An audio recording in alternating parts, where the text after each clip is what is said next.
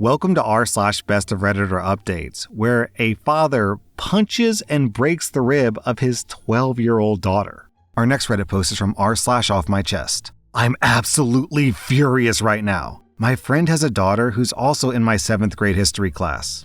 OP is a teacher, by the way. She's the nicest kid in the world and one of the best students in any of my classes. However, this morning she came into my class late and wasn't herself. Normally, she's raising her hand and engaging with the class, but this time she had her hoodie up and her head down. She was holding her arm to the side and looked to be in pain. Halfway through class, I walked by her desk to check on her, and she looked up at me and had tears in her eyes. I brought her outside my classroom and asked her what was wrong, but she wouldn't respond and started crying even more. After a couple more minutes of reassurance, she finally opened up. She woke up late for school and accidentally dropped a glass of water when she was getting ready. My friend, who's her father, Jesus, punched her twice in the ribs and yelled at her for being clumsy. I asked her if she was hurt, and she pulled her hoodie up and her ribs were beginning to bruise. My friend is 6'4" and over 200 pounds. This student is 12 years old and can't be more than 85 pounds. I asked my colleague in the next class to watch over my class, and I took the girl to the health office where her mother picked her up. When she saw her daughter sitting in pain, she nearly burned the office down. She started cursing my friend's name and said this was the last straw for her.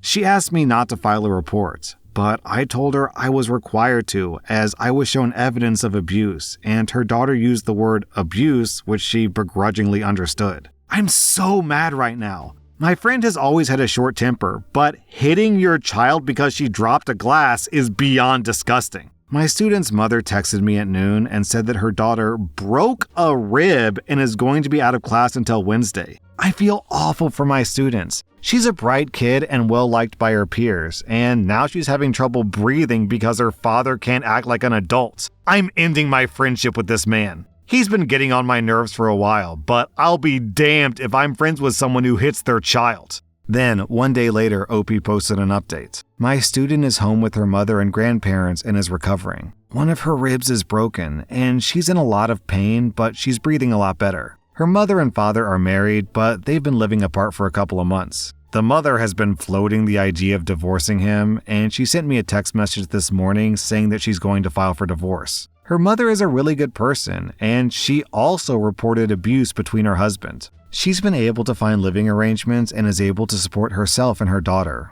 I've known her for 16 years. She would never lay a hand on her daughter. She's a good parent. The father blew up my phone last night saying I'm destroying his family and to stay out of his business. I didn't respond and blocked him. My student's mother walked into my classroom after school today to pick up any assignments for her daughter. She thanked me for reaching out to her daughter and said that I saved her daughter and herself from a lifetime of abuse. Oh my God, I might cry. She handed me a note and said her daughter wrote it. I read it when she left and started to cry. My student thanked me for recognizing that she was in pain. She felt comfortable talking to me since she has known me her entire life, and she knew how I would act if she told me that she was in danger. She called me her favorite teacher and said that she'll be prepared for class when she returns. I pray she fully recovers and is not deeply traumatized by this event. She's a good kid and needs to be loved and cared for by people who appreciate her. Then 8 days later, OP posted an update. My student came back to class today. She was out all week with a broken rib after her father hit her. She walked into class with the biggest smile in the world. Her arm was in a sling, but she wasn't taking any deep breaths like she was last weekend. She sat down and participated in class like nothing happened. She's so cool. After school, she walked into my classroom and handed me a note and an envelope. In the envelope was a gift certificate to a nice Italian restaurant from her mother. She told me to take my girlfriend and daughter out to dinner this weekend. The note was her thanking me for recognizing that she was in pain and acting on it. She knew that she could trust me, and my actions went a long way for her knowing that she can go to someone she trusts if she's in distress. She wrote me a similar letter last week, but it just reiterated what she had said. She gave me a hug and left, and I closed the door and cried a little bit. She's very strong for a 12-year-old. I can tell this event isn't going to affect her greatly. Her mother is working harder to be open with her, and she has a good family support system. Her father is in jail and will be for a long time. She's a special kid, by far my favorite student.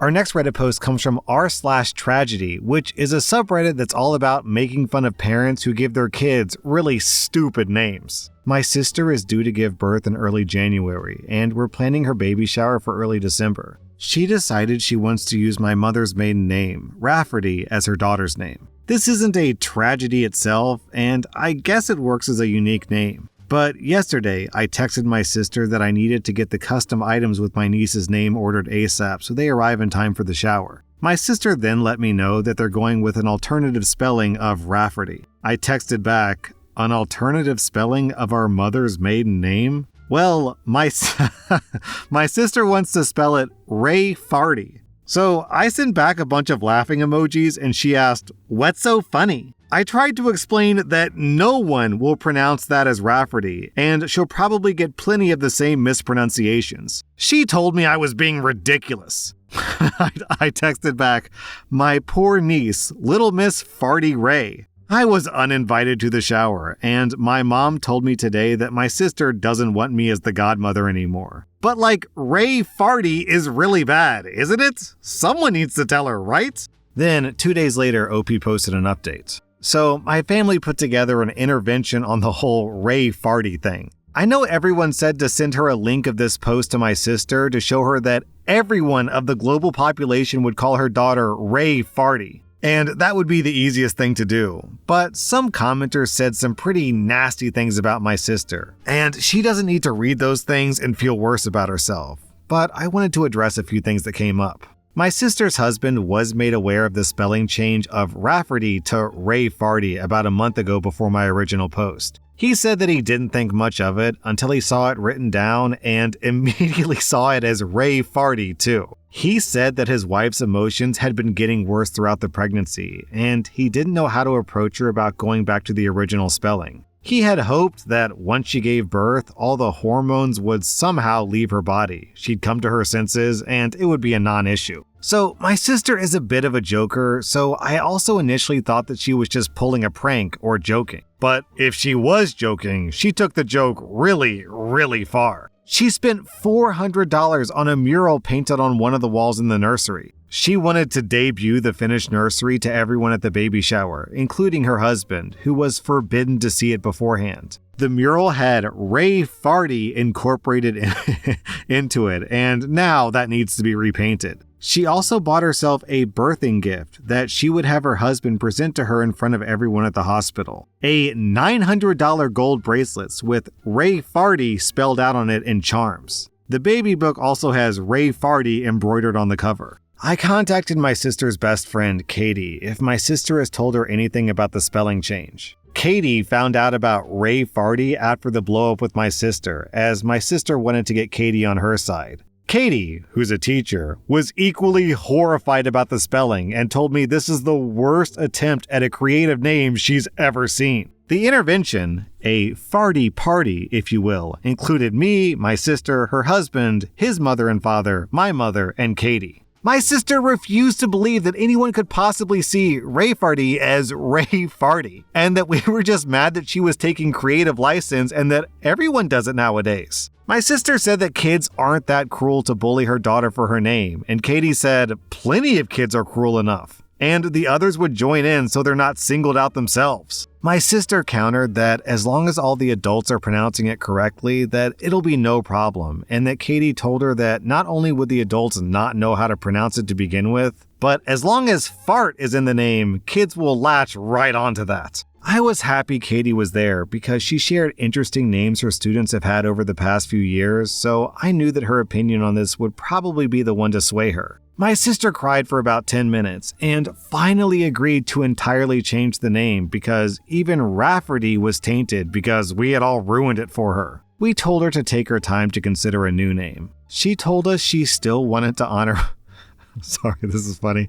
She told us she still wanted to honor my mother, and she suggested she would combine my mother's first name with her mother-in-law's name and created a name on the spot that included a crass term for a lesbian. When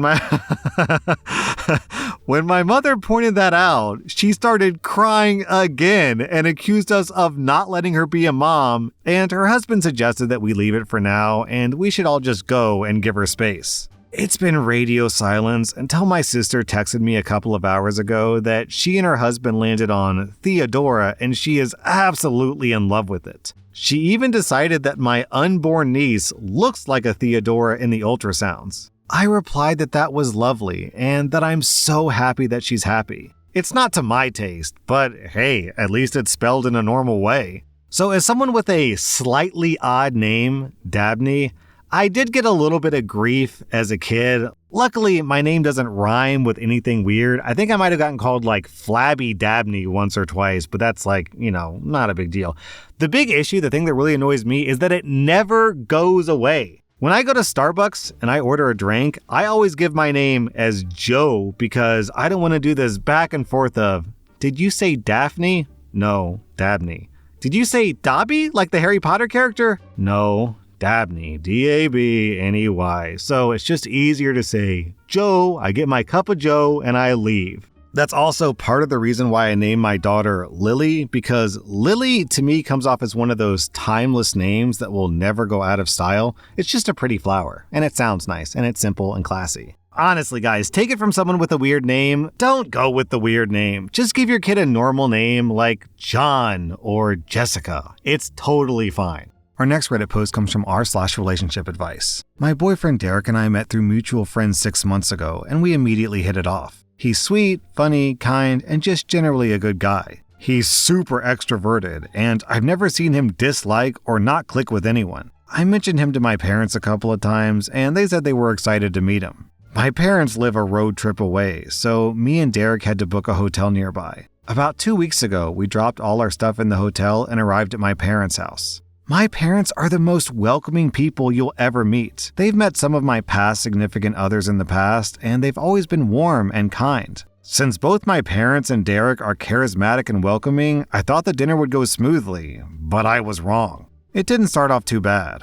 My parents and Derek seemed a bit awkward, but I assumed that he was just nervous. We sat for dinner, and my parents asked us a couple of questions. How'd we meet? How serious is the relationship? Etc. I've never seen Derek stutter or hesitate before this dinner, but he did. As soon as I finished eating, he thanked my parents for dinner and said that we had to go. It felt like he was rushing to get out of the house. When we got to the hotel room, he ran to the bathroom and I heard him throw up. He said that he felt sick and he was going to head back home, but he insisted that I stayed and enjoyed the rest of the trip without him. I agreed since I really missed my parents, and he seemed to want to be alone. I texted him a couple of times asking how he's doing or if he felt better, but he didn't reply. After 2 days passed, I started to get really worried that maybe he was really sick and had to go to the hospital or something, so I cut the trip short and went back home. I went to his apartment and saw that he was okay. I asked him how he was doing and why he wasn't replying, and he said that he felt fine and that I was overreacting. He told me he still felt sick and he wanted to be alone. I went back home and texted him asking if we did anything wrong and if our relationship was okay since he was acting so weird and cold. A week has gone by since that text message and he hasn't replied. Derek is the last person I'd expect to ghost me.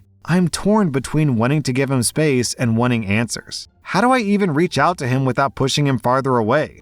Then, a week later, OP posted an update. I took your guys' advice and decided to speak to my parents rather than Derek to discover if maybe they said anything or knew each other in the past, like many of you suggested they might. 4 days ago, I called my mom and told her about Derek's weird reaction after our dinner. I asked her for advice or if she knew what happened. She was silent for a moment, and I heard her start crying. She started apologizing, and I didn't understand what she was trying to tell me at first. Eventually, I got her to calm down, and she told me what had happened. My mom is a high school teacher, and apparently Derek was her student during his senior year, and she told me they had an affair. She didn't give me that many details. Honestly, I don't even want to know. All she said is that they only slept together once before she shut it down, and my father knows, and they attended couples counseling years ago to work through this. She cried a lot and said that it was her greatest regret. Then she told me she wanted me to break it off with Derek because he brought back really awful memories, and she found the age gap concerning.